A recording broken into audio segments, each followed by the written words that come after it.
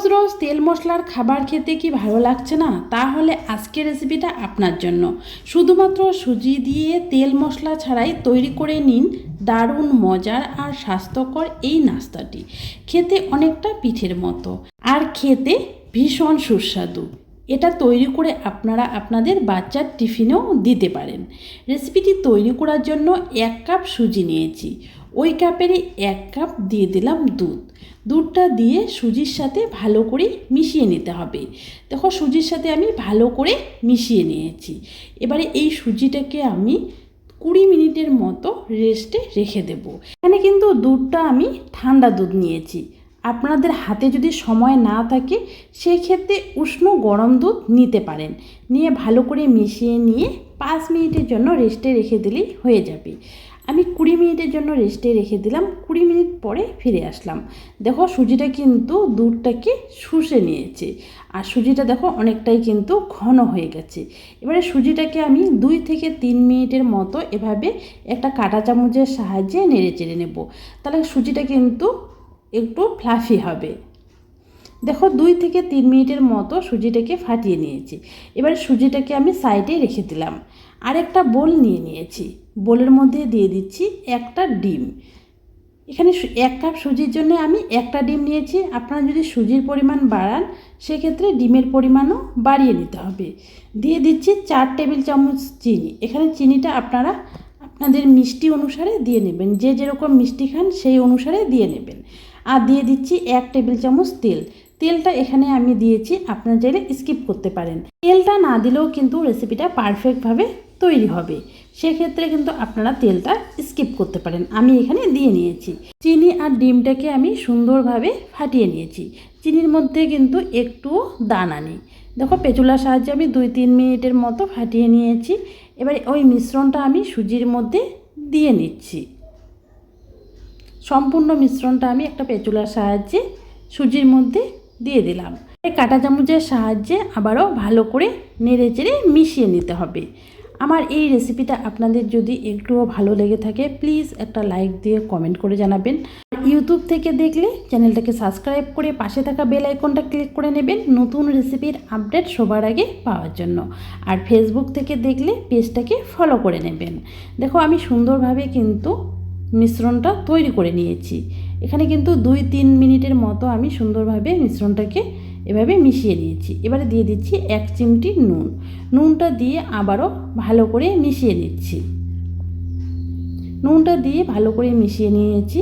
এবারে এখানে দিয়ে দিচ্ছি 1 টেবিল চামচের মতো লেবু রস। এখানে আপনারা লেবু রসের পরিবর্তে ভ্যানিলা এসেন্স বা এলাচের গুঁড়োও দিতে পারেন। এবারে সুন্দরভাবে মিশিয়ে নিয়েছি। আমি এখানে দিয়ে দেবো 1/2 চা চামচ বেকিং পাউডার। এখানে অবশ্যই বেকিং পাউডার দেবেন, বেকিং সোডা কিন্তু একদম দেবেন না। আর সব শেষে কিন্তু বেকিং পাউডারটা দিয়ে নেবেন। সুন্দরভাবে কিন্তু মিশিয়ে নিয়েছি। এবারে আমি ব্যাটারের ঘনত্বটা দেখিয়ে দিচ্ছি। দেখো এরকম পাতলা করে ব্যাটারটা তৈরি করে নিয়েছি। বেশি ঘন করে কিন্তু ব্যাটারটা তৈরি করিনি। এবারে ব্যাটারটাকে আমি সাইডে রেখে দিচ্ছি। এবারে এখানে 4টা স্টিলের বাটি নিয়েছি। বাটিগুলোতে সামান্য একটু করে সাদা তেল দিয়ে নিয়েছি। তেলটাকে এভাবে আঙ্গুল দিয়ে ভালো করে লাগিয়ে নিচ্ছি। 4টা বাটিতে সুন্দর করে আমি তেলটা লাগিয়ে নিয়েছি। এবারে 1 টুকরো করে আমি দিয়ে দিচ্ছি কাগজ। এখানে সাদা যে খাতাগুলো হয় সেখান থেকে আমি সামান্য একটু করে কেটে নিয়েছি। এগুলো কিন্তু বাটির পেছনে আমি দিয়ে নিচ্ছি।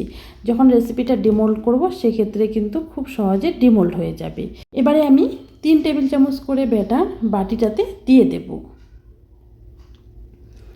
আপনারা যদি হাতা দিয়ে দেন সেক্ষেত্রে 1.5 হাতা দিয়ে নেবেন। আর বাটিটা কিন্তু সম্পূর্ণ ভর্তি করে দেবেন না, অর্ধেক করে দিয়ে নেবেন। আমি 4টা বাটিতে 3 টেবিল চামচ করে ব্যাটার দিয়ে নিয়েছি। কিছুটা ব্যাটার বেঁচে গেছে, সেটা কিন্তু পরে আমি তৈরি করে নেব। এবারে বাটিগুলোকে একটু ট্যাপ ট্যাপ করে নিচ্ছি। ভেতরে যদি কোনো রকম বাতাস থাকে সেটা কিন্তু বের হয়ে আসবে। দেখো আমি 4টা বাটিকে একটু ট্যাপ করে নিয়েছি। এবারে এই বাটিগুলোকে আমি একটা স্টিলের চালনি বসিয়ে দিয়েছি। কড়াইতে পানি দিয়ে এই স্টিলের চালনির উপর দিয়ে নিচ্ছি।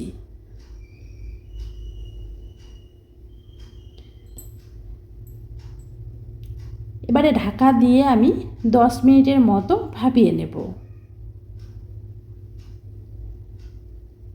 10 মিনিট পরে ফিরে আসলাম, ঢাকাটা তুলে নিলাম। আর দেখো সুন্দরভাবে কিন্তু ফুলে উঠেছে।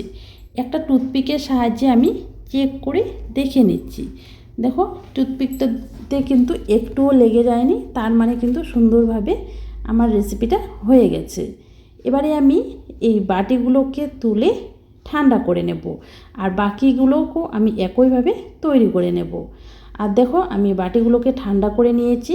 আর দেখো পিঠেগুলো কিন্তু বা কেকগুলো কিন্তু সুন্দরভাবে তৈরি হয়ে গেছে। একটা পেতুলার সাহায্যে একটু সাইডগুলো এভাবে দিলেই কিন্তু সুন্দরভাবে ডিমোল্ড হয়ে যাবে।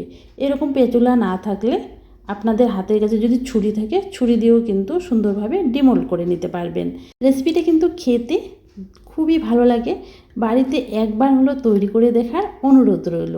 এই রেসিপিটা তৈরি করে আপনারা সকাল বিকেলে নাস্তায় বা বাচ্চার স্কুল টিফিনেও দিতে পারেন। বাচ্চারা যদি এটা একবার খাওয়া শুরু করে ওরা কিন্তু থামবেই না। দেখো আমি একইভাবে সবগুলোই তৈরি করে নিয়েছি। আর দেখো কতটা সফট আর নরম তুলতুলে হয়েছে আর জালিযুক্ত হয়েছে। আমি একটা ভেঙে দেখিয়ে দিচ্ছি। দেখো কতটা সফট আর জালিযুক্ত হয়েছে। রেসিপিটা কিন্তু বাচ্চা থেকে বড় সবাই অনেক বেশি পছন্দ করবে। একবার হলো তৈরি করে দেখার অনুরোধ রইল। আবারও বলছি, রেসিপিটা যদি দেখে একটুও ভালো লেগে থাকে প্লিজ একটা লাইক দিয়ে কমেন্ট করে জানাবেন। আপনাদের একটা লাইক ও কমেন্ট আমাকে অনেক বেশি উৎসাহ দেয় পরবর্তী রেসিপি তৈরি করতে। রেসিপিটি সম্পূর্ণ ধৈর্য সহকারে দেখার জন্য অসংখ্য অসংখ্য ধন্যবাদ। আজকের মতো এখানে বিদায় নিচ্ছি।